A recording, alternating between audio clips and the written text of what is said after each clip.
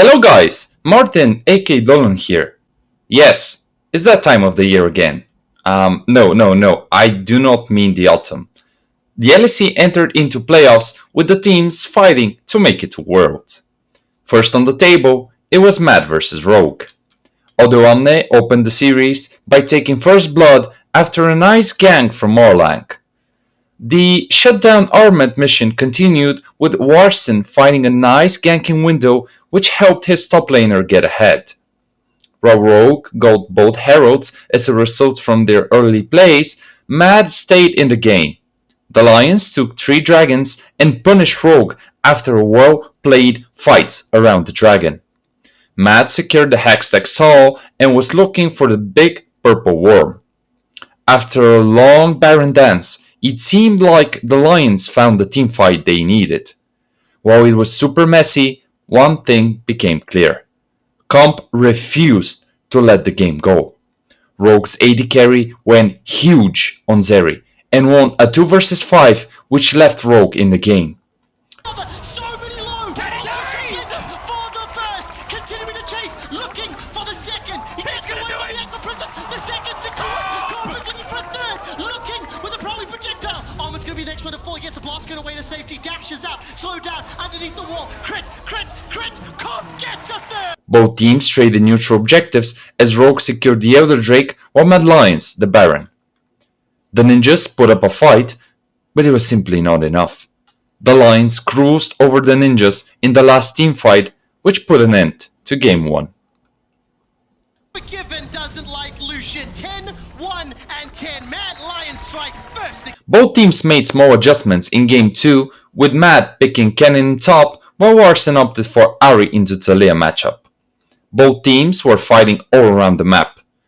While Rogue's bot lane was winning the 2 vs 2s, Mad had the upper edge in the 3 vs 3 skirmishes. Rogue stayed ahead in the objective game, picking 3 dragons, but Mad secured the first Baron in the 29th minute. While Baron was a huge catch, Rogue found a beautiful teamfight, killing 4 members of Mad and nearly acing the Lions. From there, Rogue secured the Mountain Saw and the Baron too.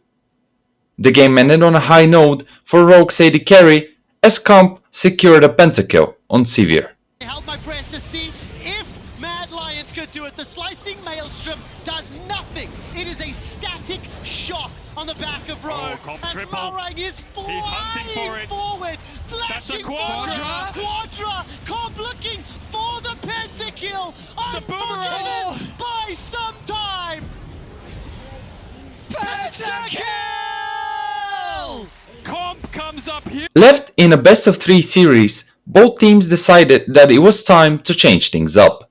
Mad Lions went for an all-in engage comp with Kennen, Poppy, Silas, Kalista and Nautilus, while Rogue went for more scaling options in the face of Victor, Jhin and Yuumi. The game started well for Mad after they successfully executed a 3-man bot dive, which allowed them to secure the first dragon. Rogue could not find their footing, with the Ninjas losing all the neutral objectives and not being able to find much more than single kills. After another great fight from the Lions, it was all dusk and dusted for Rogue as they were trailing 1-2 in the series. Game 4's draft did not offer any surprises as both teams went for meta-standard comps. With their backs against the wall, Rogue did not start the game well. Mad took first blood, secured the first Rift Herald, and responded nicely to everything Rogue brought on the table. With 5 kills to 1, a tower advantage, and a 4k gold lead, it was all in Mad's hands to lose the game. However, Rogue did not give up, and managed to ace the Lions in a fight around bottom river. A little later, the Ninjas killed 4 Mad members after forcing a beautiful fight on mid.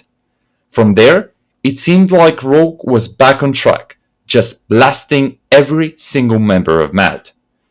Rogue brute forced its way to Mad's Nexus, bringing us the first silver scrapes in the LEC 2022 Summer Playoffs. Go quietly.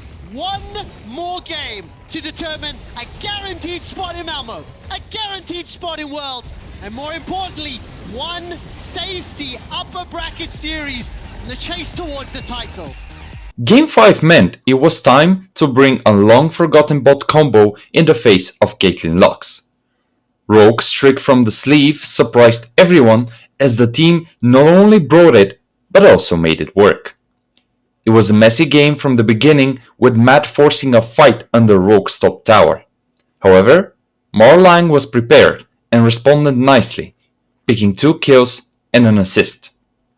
Rogue had once again the superior objective game, picking the first Herald and 2 dragons until the 16th minute.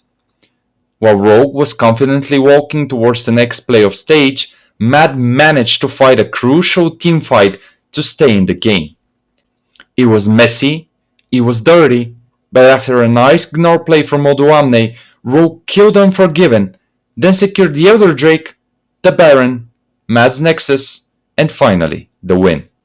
With this, my Lions fall to the losers bracket while Rogue continues in the double elimination bracket and will face G2 in the winners match. After the intense 5-game series between Rogue and Mad, it was time for the Warriors to take on the Rabbits. Game 1 set the stage for banger games as G2 went for a non-standard comp, picking Nocturne, Senna, and Yasuo. Yankus was all around the map, picking kills and neutral objectives for his team. One thing which became clear was that Misfits caught some paranoia after trying to fight in the darkness against Yankus' Nocturne. While everything seemed doomed for the Rabbits, Zanzara stole the Baron to give some extra minutes of life for his team. However, with Hextech Saul 26 kills to 2 and Caps going legendary on Ari, Misfits did not stand any chance for a comeback. Looking for blood, VTO goes golden, but he's just waiting.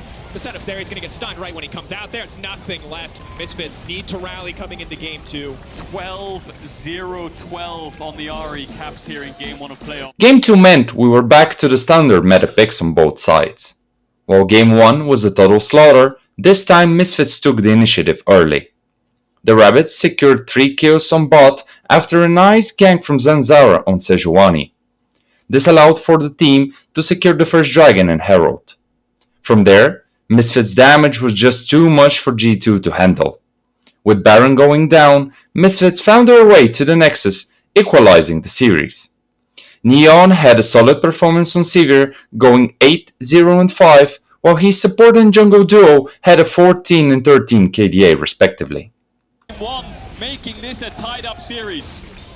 Broken Blade said we'd get a banger or a 3-0, and I'm ready for a banger.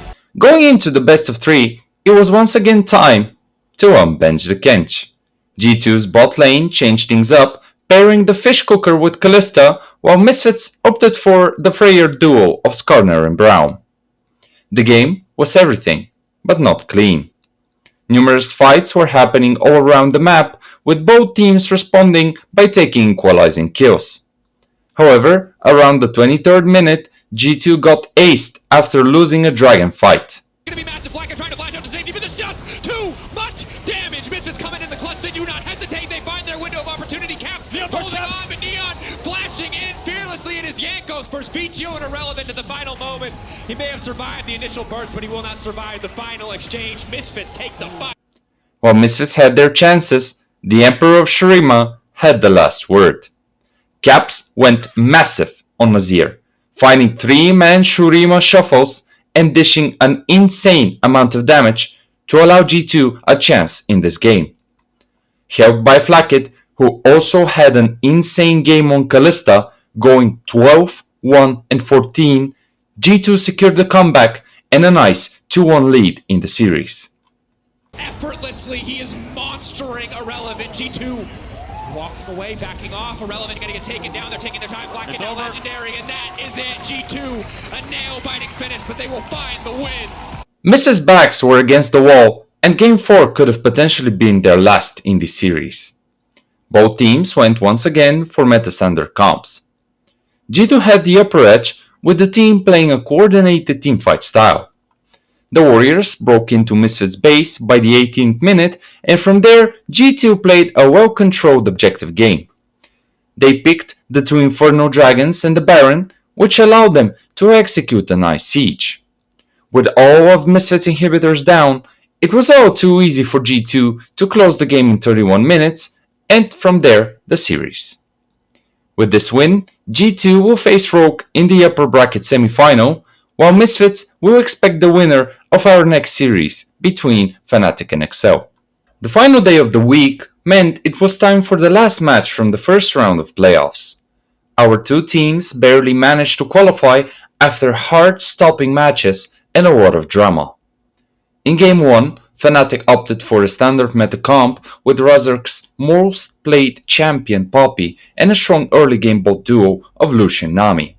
However, Excel had something in their sleeve, pulling Lissandra mid and Anila Yumi bot lane. Fnatic played a decent early game, finding first blood and forcing several successful skirmishes around the bot lane.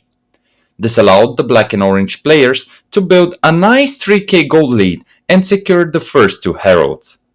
However, Excel managed to steal time and gave enough space to Patrick for him to become a super carry. The Nila Yumi combo was unstoppable, carrying Excel through the fights and killing all of Fnatic's members. After several fights, Excel secured both Barons and Fnatic's Nexus. Fnatic might have found the fight they were looking for. One that gets onto Patrick exhaust. Stopwatch immediately used. Marcoon able to get away as well. But Nuke Duck on the back line. An absolutely gorgeous frozen tomb. Wonder now pots a stopwatch of its own, but Nuke Duck will fall. Finn will be next on the menu, and it's up to Patrick and Marcoon alongside Mickey to do it all. Oh, that was gorgeous. A days. They can see the 1-0, and they will take it from Fnatic. The next game also did not disappoint in terms of interesting picks. While Wonder went for a surprising Shyvana pick in the top lane, Finn brought an even more surprising Kled. Finn had the script for their second game, as Kled turned out to be a crucial tool in helping Excel with the game. Through his ultimates, Excel's top laner was all around the map, securing several advantages for his team in the fights. While Finn got caught out of position, the attention he required from Fnatic facilitated the killings of the dragons, as Excel managed to bring more people bot, securing a consolation prize for the life of their teammate. Fnatic seemed disjointed and not on the same page, which allowed their opponent to cruise over them without many problems. With this win, Fnatic was down 2-0, while Excel was one step away from making a historical playoff continuation. It was clear from the first two games that the Lucian Nami bot lane was not effective for Fnatic. For Game 3, the team decided to shake things up, bringing Twitch into the game together with the Flying Cat Yumi and our most favorite drunk man Gragas. Excel also had their plans in the book, responding with an all-in engaged teamfight oriented comp with Cannon top, Sejuani jungle, Nocturne mid, and Sivir Lulu on bot. The game started well for Fnatic, with Patrick finding himself on the wrong side of the map and getting killed level 1. In comparison to the other two games, Razork was extremely active on Poppy, securing neutral objectives, ganking lanes, and donating kills to Twitch. However, Excel found a sneaky Baron in the 23rd minute, but afterwards they got nearly aced after a nice response from Fnatic. Entering the late game, the match got messy, with both teams finding gaps and exploiting them to the maximum of their advantage. The game was extremely close, with both teams exchanging blow after blow.